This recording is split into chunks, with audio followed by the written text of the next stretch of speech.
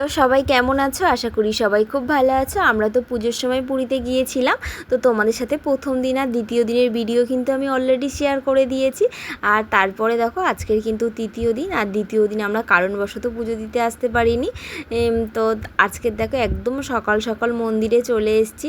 আর ভীষণ ভালো লাগছে, এত সুন্দর মুহূর্ত যে আমার জীবনে মনে হয় প্রথম দিন।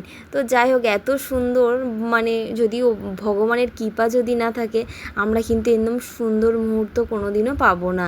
তো যাই হোক, আমাদেরও প্ল্যান ছিল না, হঠাৎ করে কিন্তু আমরা জগন্নাথ মন্দিরে চলে এসেছি। ভগবান হয়তো আমাদেরকে একটুখানি ডেকেছে, তাই হয়তো আমরা আসতে পেরেছি, নাহলে তো কোনো দিনও আসা সম্ভব নয়। তো সত্যি কথা বলতে আমরা ওয়েট করছিলাম পান্ডার জন্য, আমরা সেরকম একটা লাইন দিইনি প্রথম থেকে। তো আমরা কিন্তু জগন্নাথকে দেখে মানে কি বলবো, কিছু বলার নেই। আর ওখানে তো আপনারা সবাই জানেন ফোন অ্যালাউ করে না, তো সব কিছু বাইরে রেখে দিয়ে যেতে হয়। তো ভীষণ ভালো লাগছিলো। আর ভিতরটা এত সুন্দর, এত সুন্দর, মানে যেটা বলে কোনো দিনও কাউকে বোঝানো যাবে না। আর রান্নাঘরটা তো মানে অসাধারণ, মানে এত সুন্দর দৃশ্য যে হতে পারে, যারা এসছো তারা তো সবাই জানো, আর আমি তো প্রথমবার, আমার তো ভীষণ ভালো লাগে।